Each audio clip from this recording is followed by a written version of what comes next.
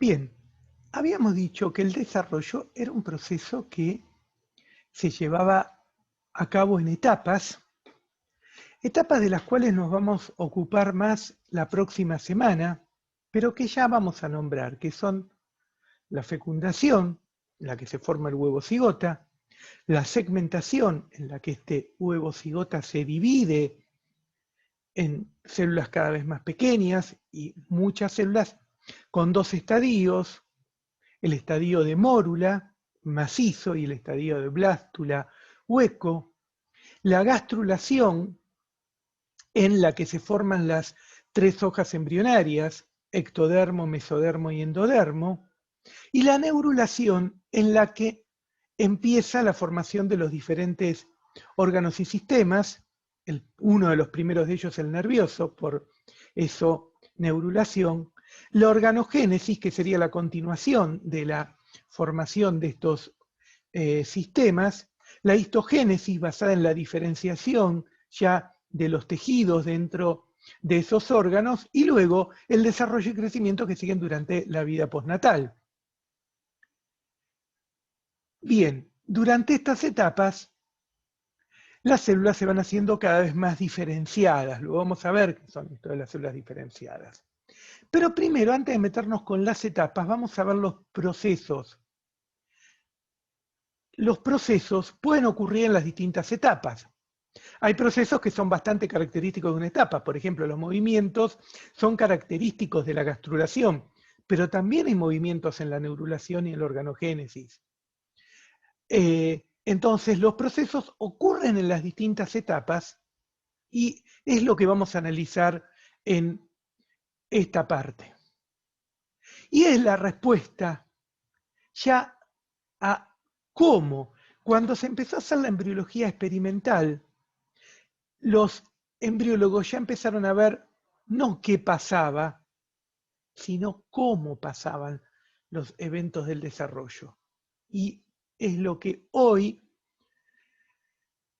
la biología del desarrollo estudia con detalle y de lo cual sabemos bastante, o por lo menos muchísimo más que hace unas décadas. Y lo que vamos a ver es cómo un programa genético se convierte en un programa de desarrollo. Lo primero que tenemos que pensar es que en el ovocito ya están sintetizados los ARN mensajeros y las proteínas necesarios para iniciar el programa del desarrollo. Dependiendo del grupo animal, tendremos que la síntesis de nuevos ARN y de nuevas proteínas va a empezar después de que el desarrollo embrionario ya se ha iniciado. O sea que los primeros ARNs y proteínas necesarios están ahí, están en el ovocito. Durante ese programa, las células adquieren sus posiciones específicas para formar los patrones corporales en los que se establecen los ejes del organismo. Recuerden que todo organismo tiene ejes, un eje dorso-ventral, un eje cráneo-caudal y un eje derecha-izquierda. Bien. Y dentro de esos ejes las células van a ir tomando posiciones definidas. Cuando veamos embrión de mamífero la próxima semana, vamos a ver en qué momento en el embrión de mamífero se adquieren esos ejes, que se adquieren esos patrones corporales.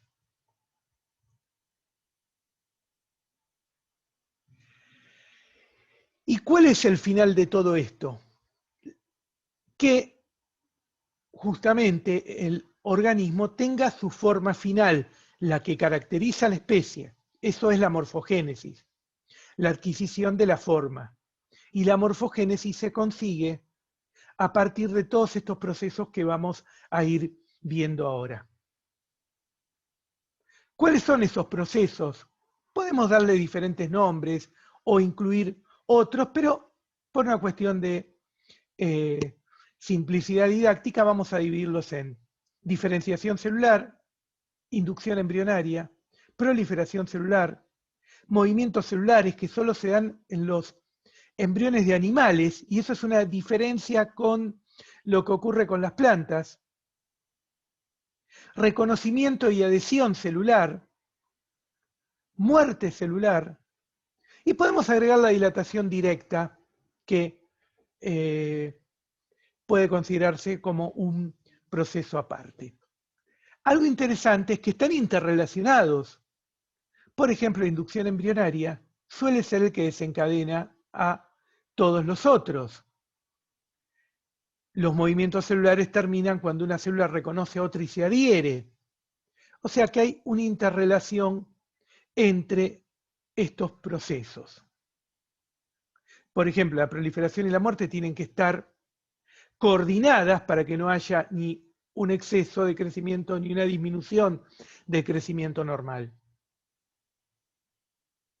Bien, para comenzar vamos a tener que pensar que en un inicio las células son totipotenciales.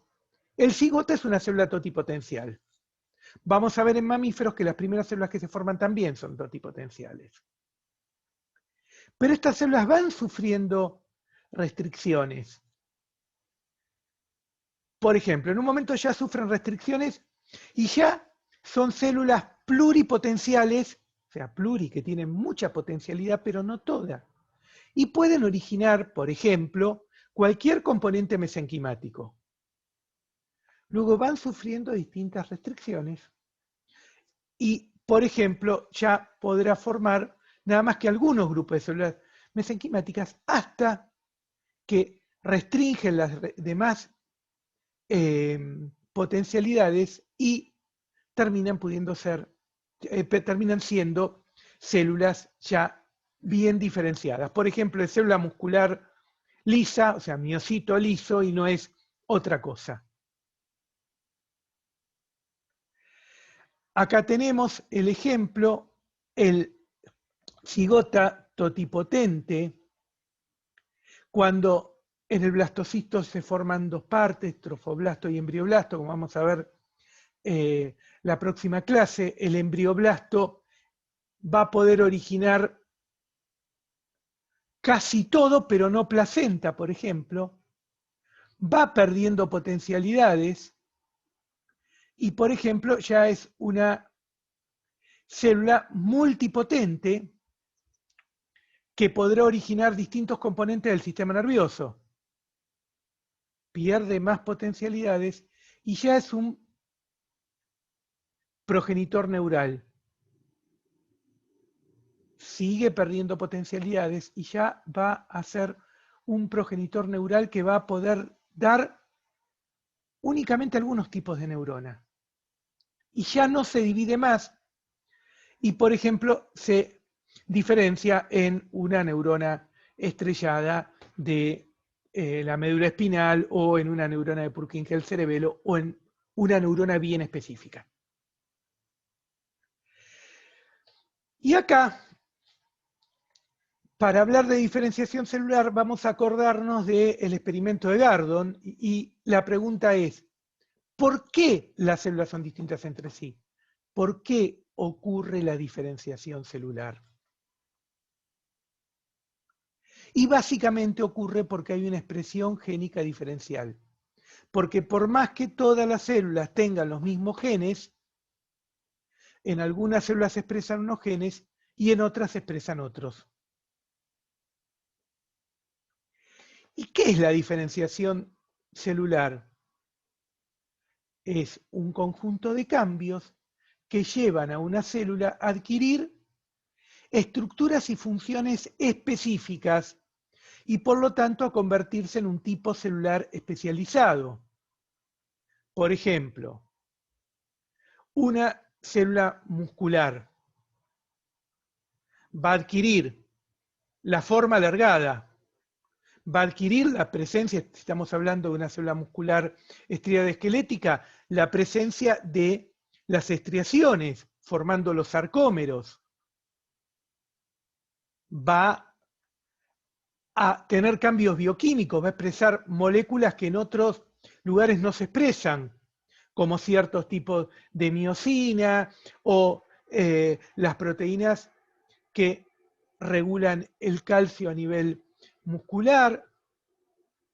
Bien, y va a adquirir la función de contraerse que no la tiene ninguna otra célula. Eso es un tipo celular especializado. Esa célula, en general, hay excepciones que pueden pasar con algunos tipos celulares, pero en general es muy, muy raro que pueda diferenciarse hacia otro tipo celular. Cuando una célula ya está diferenciada, el proceso de transdiferenciación que puede ocurrir, por ejemplo, en las células simpáticas y las células de la médula adrenal, pero en general no ocurre que una célula ya diferenciada pase a otro tipo celular. Antes de diferenciarse, la célula se especifica y determina. ¿Qué significa esto? Que la célula va ya a tener cambios bioquímicos que la van a llevar a ese tipo celular. Por ejemplo, va a tener ciertos cambios que van a decir, esta célula va a ser muscular, pero no lo tienen, pero uno la ve y no se da cuenta que va a ser una célula muscular. Ahí está determinada, pero no está diferenciada. Y esto es por un mecanismo epigenético. No cambian la composición de los genes, la secuencia de bases, cambia la expresión de los genes.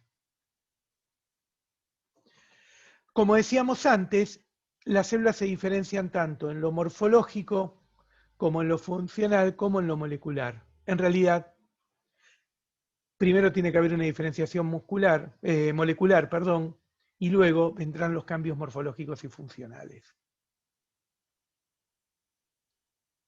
Bien, y básicamente la diferenciación celular suele ser resultado de una inducción embrionaria. Esto después lo vamos a ver, por ahora vamos a dejar la mitosis cuántica, pero sí puede ser consecuencia de una inducción embrionaria, que es un mensaje desde otra célula, después lo vamos a explicar con detalle, pero digamos que la diferenciación suele ser respuesta a un mensaje que le viene de otra célula. Bien. Un ejemplo típico de diferenciación durante el desarrollo es cuando las células pasan de tener un fenotipo epitelial a tener un fenotipo mesenquimático. El fenotipo epitelial significa que las células están muy juntitas unas a otras, adheridas con moléculas como las caderinas, y son células polarizadas que apoyan en la lámina basal, que no se mueven. Bueno, ante ciertas señales, cambia la expresión génica de esa célula y esa célula empieza a tener un fenotipo totalmente diferente. Es capaz de degradar la membrana basal, de perder la polaridad, de perder las uniones con otras células y de transformarse en una célula de aspecto mesenquimático, que es una célula no polar, una célula que se une a la matriz extracelular pero no a otras células y que puede migrar. Y así es como a partir de una capa de células con fenotipo epitelial, algunas se diferencian y forman el mesénquima. Bien. Ahora, vamos a recordar un poquito lo que sabíamos de la expresión génica, ¿se acuerdan? ADN, transcripción ARN, ARN, traducción proteínas. El ADN tiene el mensaje. ¿Quién trabaja? ¿Quién cumple las funciones celulares? Las proteínas principalmente, pero también algunos tipos de ARN que tienen funciones específicas sin formar proteínas. Una de las cosas fundamentales que pasa para que una célula se diferencie es que se transcriba el ARN de diferente manera en una célula y en otra. También que el ARN, una vez que está transcripto, se procese de diferentes maneras. Y esto haga que se formen diferentes ARN mensajeros y luego diferentes proteínas. También hoy se sabe que hay fragmentos de ARN que se llaman ARN mensajeros de interferencia, ARNs de interferencia, ARNs pequeños, ARN silenciadores. Hay variantes, pero que todos, o microRNs, por ser en general pequeños, cortos, que lo que hacen es impedir que el ARN mensajero se traduzca. Entonces, de esa forma, varían la expresión de los genes. También la traducción diferencial, que los ARN se traduzcan de diferente manera o con diferente intensidad, y las modificaciones post-traduccionales de las proteínas, o mejor dicho, de los péptidos que se forman. Por ejemplo, se pueden cortar de diferente manera o se pueden fosforilar. Recuerden que una proteína fosforilada pasa a ser activa o inactiva. Se puede glicosilar de diferente manera, o sea, se pueden añadir distintos grupos carbohidratos. Por ejemplo, en las mucinas, el grupo carbohidrato que se agregue puede hacer que la proteína se libere o que quede en membrana. También se puede acelerar el recambio de esas proteínas. Son muchos los mecanismos que pueden intervenir. Esto llevaría una clase especial, nada más que esto vamos a hacer algunos comentarios con ejemplos. Y antes que nada tendríamos que recordar cómo es un gen. El gen tiene una porción codificante y tiene una porción reguladora. En la porción reguladora está el promotor cerca del inicio de la porción codificante, pero también, que acá no aparecen, hay regiones reguladoras, algunas que son estimulantes, que son lo que se llaman enhancer, y otras que son inhibidoras. El promotor se tiene que activar siempre para que haya transcripción. Una vez que se produce el transcripto, ocurre lo que se llama el procesamiento, donde la parte de los intrones es retirada por un proceso que se llama splicing, esto y esto se sacan, y el ARN mensajero final queda únicamente con los exones. Ese es el que se traduce para formar la proteína. Que por ejemplo acá se hizo, esto es el ejemplo de la hemoglobina, donde se van a reunir diferentes cadenas proteicas para formar la molécula final. Esto es lo normal, pero ¿qué puede ocurrir? Puede ocurrir que los segmentos enhancer o los inhibidores hagan que se modifique la unión de las enzimas necesarias para la transcripción al promotor, y eso regula que haya o no haya transcripción. También puede ser que este proceso de procesamiento puede ser distinto en distintas células y formar diferentes proteínas. Hay una proteína que en algunas especies, o mejor dicho, hay un gen que en algunas especies tiene tantas variedades de procesamiento que lleva a formar más de 30.000 formas distintas. Lo interesante es que, por ejemplo, 30.000 es el número de genes aproximado que hay en el genoma de un mamífero, y esto, por el procesamiento diferencial, llega a formar 30.000 proteínas diferentes. O puede ser que haya ciertas formas de procesamiento que lleven a que no se produzca una proteína activa. Por ejemplo, este caso es una mutante en el gen de la miostatina. La miostatina es un factor que lo que hace es inhibir el crecimiento del tejido muscular estriado esquelético. Hay una mutación en un intrón del gen de la miostatina que hace que el procesamiento sea diferente. Y ese procesamiento diferente lleva a que lo que se traduce no sea activo y no se pueda formar una proteína funcional. Entonces, los músculos desarrollan mucho más. Hay algunas razas de bovinos, inclusive de perros también, que se han seleccionado con este tipo de mutaciones. O sea que un cambio en esta porción que aparentemente no sirve en el intrón lleva a que que no exista proteína funcional y que haya en este caso un cambio tan importante como ese crecimiento enorme de las masas musculares. Bien. La transcripción diferencial tiene mucho que ver con procesos epigenéticos. Los procesos epigenéticos son aquellos en los cuales no cambia la secuencia de bases del ADN, sino serían cambios genéticos, como el que veíamos recién de esa mutación en el gen de la miostatina, sino que cambia la expresión. Para que el ADN pueda transcribirse, pueda terminar expresándose ese gen, la cromatina tiene que estar distendida, si no, no se lee. Bueno, quizás se acuerden que la cromatina formaba los nucleosomas, si está en este estado se puede leer, si está en estos estados más condensados, ya la lectura, la transcripción se hace mucho más compleja. Y hay cambios epigenéticos que no ocurren en la secuencia de bases que llevan a que haya esa condensación de la cromatina. Por ejemplo, la metilación del ADN en las bases citosinas lleva esa condensación, también cambios en las histonas, y esa condensación se hereda de célula a célula.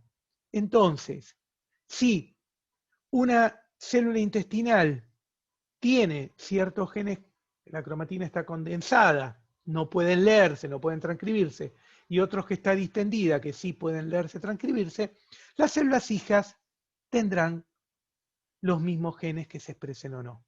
Entonces, eso es un proceso epigenético que lleva a la transcripción diferencial. Cuando el gen está así, todo con cromatina condensada, la ARN polimerasa, la enzima necesaria para la transcripción, no puede unirse y no hay transcripción. Para que ocurra la transcripción tienen que haber factores de transcripción.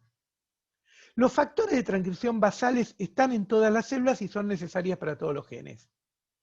Por ejemplo, los genes de las enzimas de la cadena respiratoria se tienen que expresar en todas las células e intensamente. Entonces, ahí nada más que factores de transcripción basales. ¿Qué es lo que hacen los factores de transcripción basales? Permiten que el RNA polimerasa se una al promotor y haya transcripción.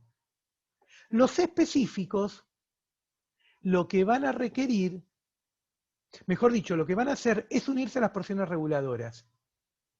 Y de esa manera impiden o disminuyen la unión a la RNA polimerasa y por lo tanto hacen que la transcripción baje o lo estimulan. Estos factores de transcripción específicos actúan específicamente en algunos tejidos y otros no. O mejor dicho, están en algunas células y en otras no. Y se unen a diferentes porciones promotoras. Porciones reguladoras. Entonces puede ser que un mismo gen en el ojo responda a un factor de transcripción específico y en el sistema nervioso responda a otro, porque tienen diferentes factores de transcripción específicos y hay diferentes sectores reguladores para unirse a cada uno de ellos. Lo interesante es que estos factores de transcripción tienen una altísima conservación filogenética. El de la mosca le sirve a un humano y el del humano le sirve a la mosca, en general. Algunos de estos factores de transcripción específicos son codificados por lo que se llama genes maestros. ¿Por qué se los llama genes maestros? Porque en realidad la idea viene de la llave maestra que abre todas las puertas. Bueno, estos factores de transcripción específicos codificados por los genes maestros, lo que hacen es abrir todo el mecanismo para que se desarrolle un órgano o un segmento corporal. Porque actúan sobre la expresión de numerosos genes que tienen que ver con el desarrollo de ese órgano. Por ejemplo, esto lo puse hace bastante, pero es para ver la gran revolución que se da en el conocimiento de la biología del desarrollo a fines del siglo XX y principios del siglo actual. Y fíjense que en el 2003 se hace un simposio nada más que para estudiar o para discutir los resultados sobre este gen maestro, sobre PAC6, que tiene otras funciones en varios lugares, pero que se reconoció originalmente como un gen maestro para el desarrollo del ojo. Y vamos a ver cosas que hace PAC6. Por ejemplo, PAC6 se expresa en la zona donde se van a formar los ojos. No se expresa en las patas de una mosca. Pero si se hace que PAC6 se exprese en la pata, fíjense que la mosca desarrolla un ojo en la pata. Y fíjense este caso. El homólogo de PAC6 está en el ratón. Y obviamente también está en el humano. ¿Y qué hace? Hace que se desarrolle el ojo. Y hace que se desarrolle el ojo entonces en animales muy distintos y con ojos que antes se consideraban que eran análogos porque el mecanismo de formación es totalmente diferente, pero la base molecular es la misma. Lo que se llama homología profunda. Los genes que intervienen son los mismos. Y fíjense que el ratón knockout sin PAC6 no tiene ojo, pero este ojo puede recobrarse si se le coloca el knockout, al ratón noqueado, para el ratón es camondongo, no rata, no rato. Ratón en castellano es camondongo.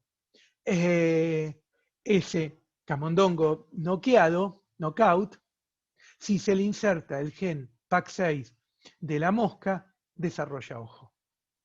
Y al revés lo mismo, la mosca con el gen de ratón desarrolla ojo. Otros genes maestros son los genes homeóticos. Estos genes se conocieron hace mucho, o sea, en realidad se conoció su efecto hace mucho. Se veía que en ciertas drosófilas, estamos hablando en las primeras décadas del siglo XX, se veía que ciertas drosófilas mutantes tenían algunos cambios. Uno de ellos era este que se llamó antenapedia, que significa tener patas en vez de antenas. En todo lo demás la mosca era normal, pero había un segmento corporal que estaba alterado, que estaba cambiado. Bueno, después se vio que estas mutaciones obedecían a las mutaciones de los genes homeóticos, que son genes que regulan los segmentos corporales, que en el cromosoma se ubican como se expresan.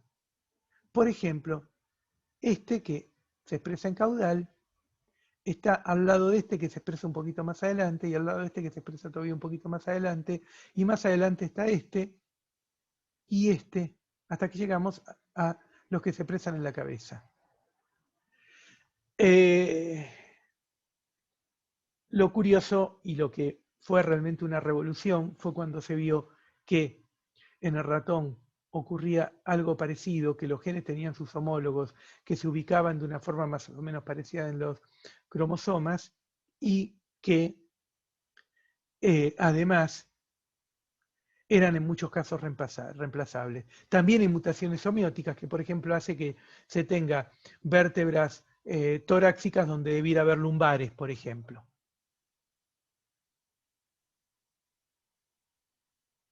Bien.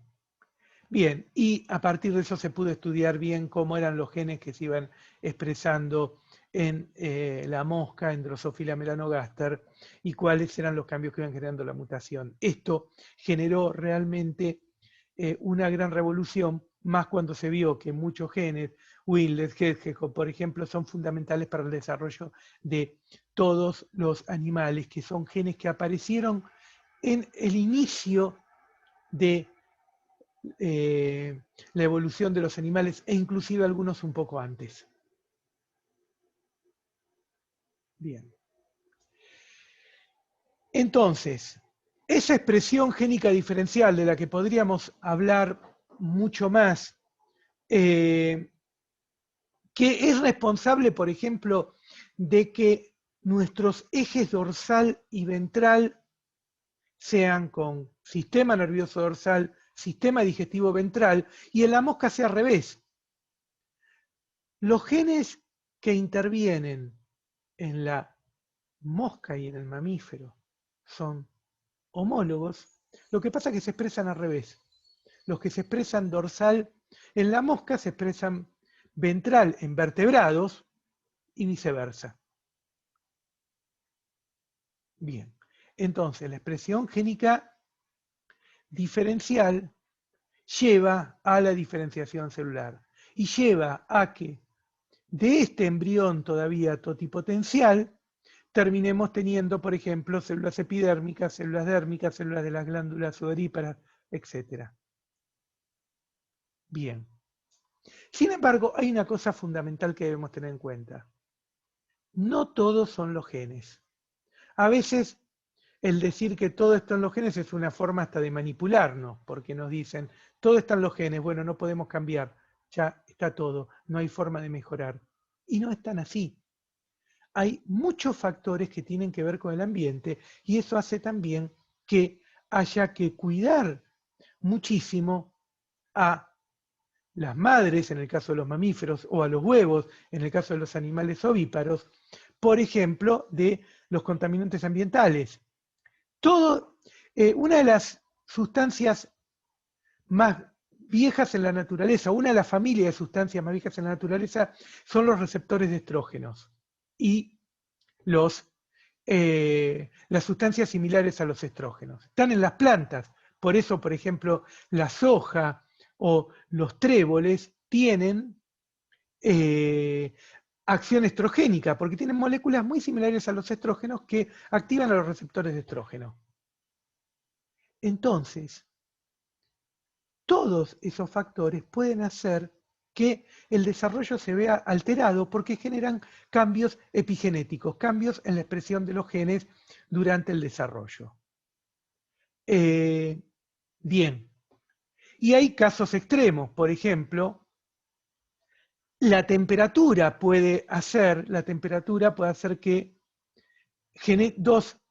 estas dos mariposas genéticamente iguales, la temperatura y las horas luz, pueden hacer que si la mariposa nace en verano sea así y si nace en primavera sea así.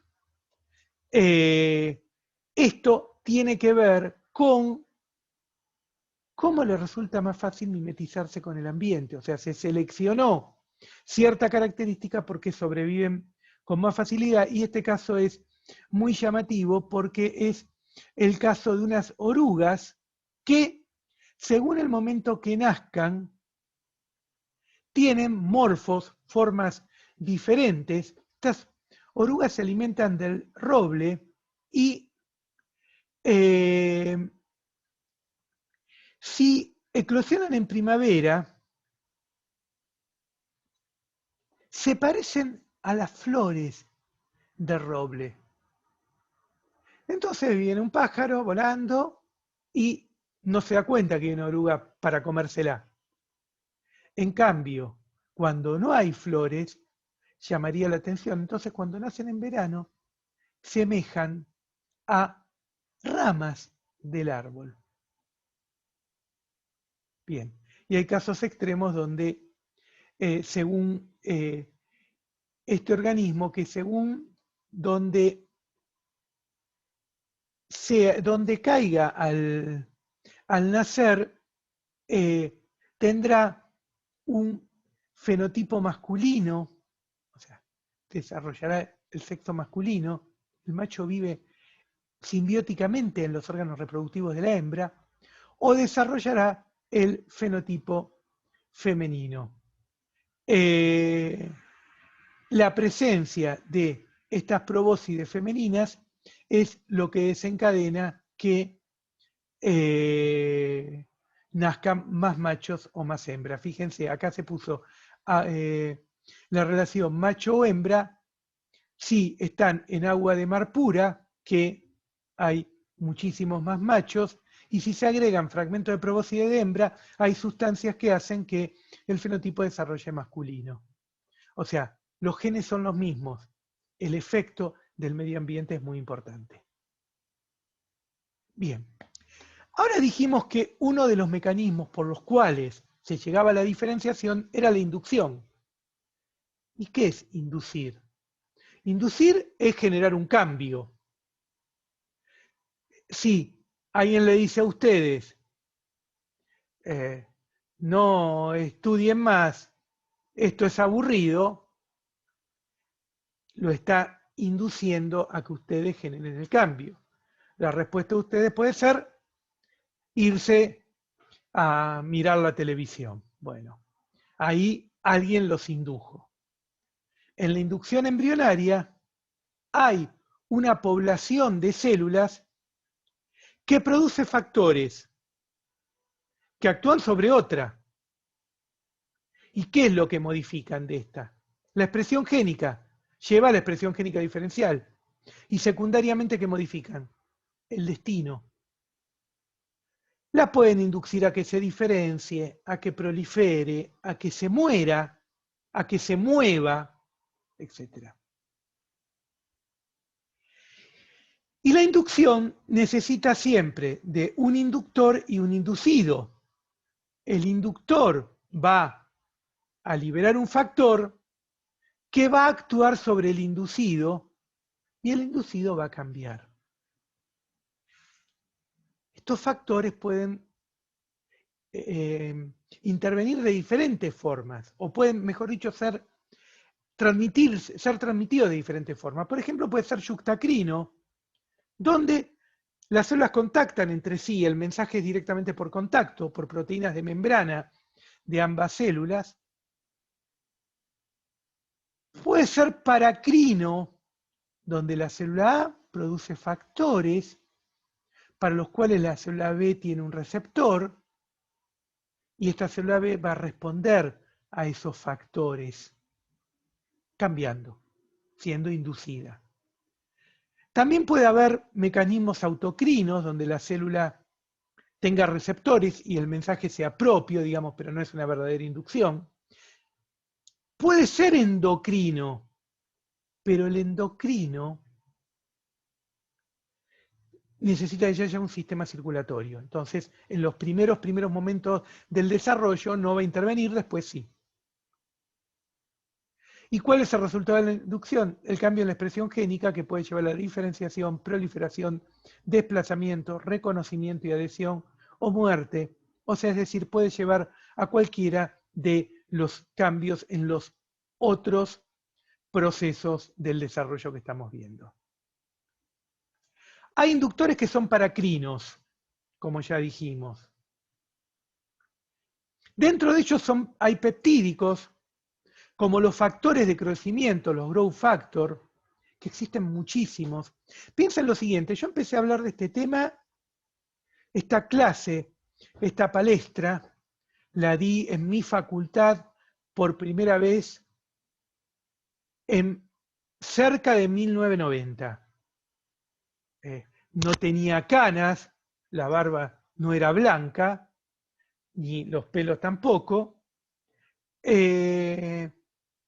Podía, sin anteojos, mirar la pantalla y prácticamente no se conocía ningún factor inductor. Se estaba viendo que un miembro de esta familia podía ser inductor, se estaban discutiendo esas cosas de esta familia, y en 30 años es imposible acordarse de todos los inductores que existen.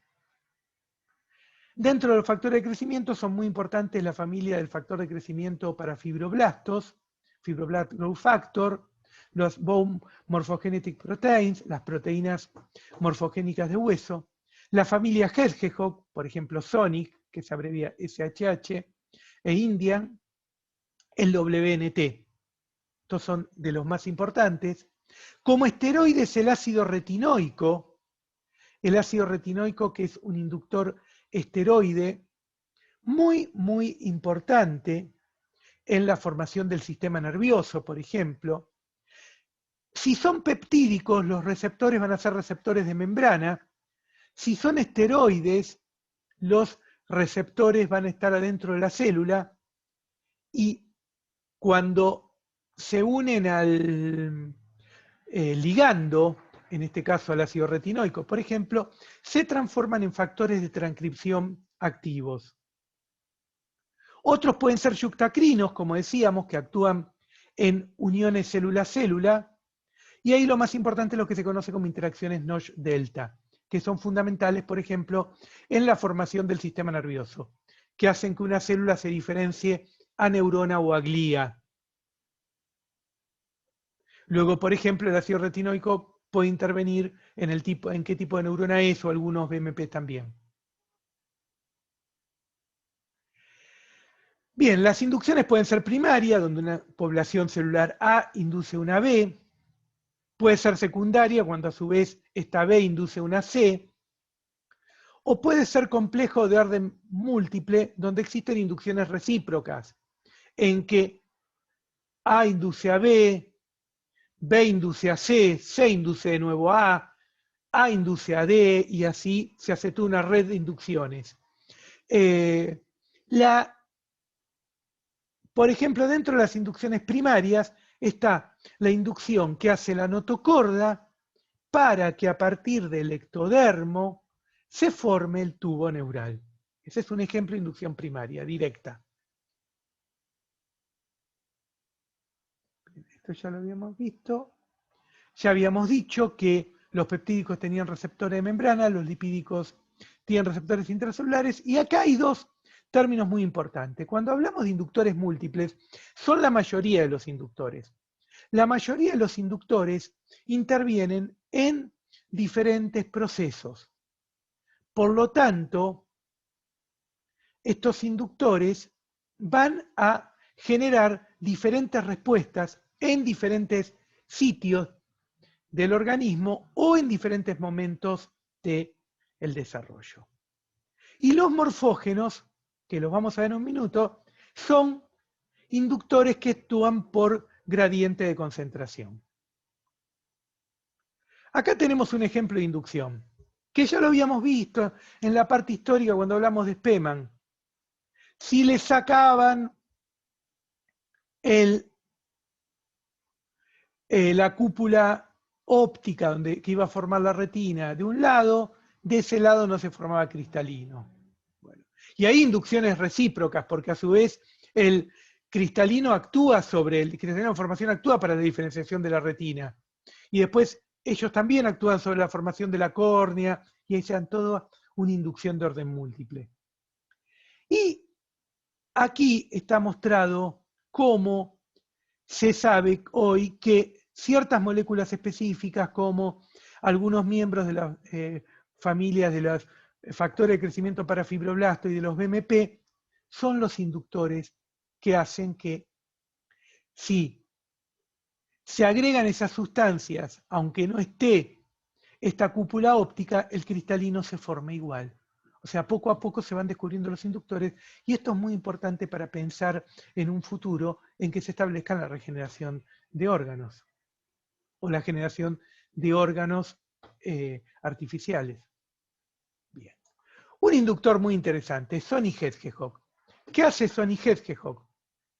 Sonny Hedgehog toma su nombre de este personaje de videojuego que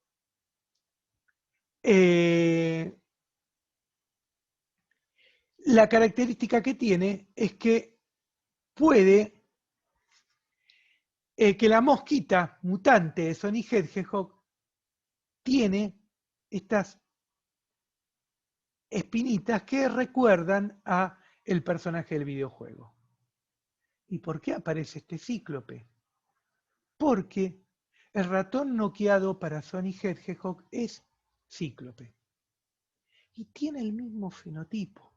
Y tiene las mismas alteraciones morfogenéticas que las ovejas, mejor dicho, que los corderos, que nacen de ovejas que en el día 14 de la gestación comieron, creo que es en el día 14, puede estar equivocado, pero es en un día específico de la gestación, comieron esta planta que es Veratrum californicum. ¿Por qué? ¿Qué tiene que ver esto con el cíclope con Sonic Hedgehog. Bien. ¿Qué es lo que hay acá? Ciclopía y hay holoprosencefalia. Se forma el prosencéfalo, no forma dos vesículas telencefálicas, sino que se forma toda una masa única. Ojo único, vesículas cerebrales únicas. ¿Qué es lo que ocurre? Sonic se tiene que expresar acá para que se produzca esa división. Si no está Sonic, en vez de haber dos campos morfogénicos para ojo, hay uno solo y se forma un solo ojo. Veratrum californicum tiene un alcaloide que altera, tiene varios alcaloides, pero dos de ellos específicamente alteran el metabolismo del colesterol. Y esos alcaloides que alteran el metabolismo del colesterol son importantes para el mensaje de Sonic. ¿Por qué? Porque Sonic requiere del colesterol para la transducción de su señal. Entonces, si no hay una formación normal de colesterol, ocurre eso. En un momento específico del desarrollo, que es el momento en que se establece la división de los cambios morfogenéticos de ojo, antes que empiece el desarrollo del ojo propiamente dicho. Entonces quedó todo un campo único y aparece el cíclope. Pero para que vean las diferencias, Sonic también es importante para la formación de los dedos, para establecer la división de dedos. Esto es Sonic normal. Ahora, el mutante de Sonic,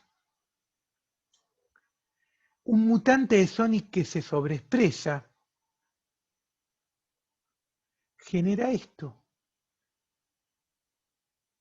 Mutante que en vez de ser inactivo, como habíamos visto antes, es un mutante sobreexpresado. ¿Qué es lo que genera? Fíjense cómo se agrandó los campos de los miembros y cómo se forman más dedos. Bien, esto se vio en el laboratorio, se ve que está esta mutación en humana, y acá aparece esto, que acá lo vemos más lindo, este gato con 6 dedos. ¿Y qué tiene que ver acá el escritor norteamericano del siglo XX, Ernest Hemingway? Bueno, Hemingway era fanático de los gatos, le regalaron un gato con 6 dedos que llevó a su casa de Key West en la Florida, casa que hoy es museo. Esta lapicera que está acá fue comprada ahí, y más allá de la vida interesante que tuvo Hemingway y el excelente museo que es, una de las cosas que más nos llama la atención a todos son los gatos de 6 dedos que muchas décadas después han predominado.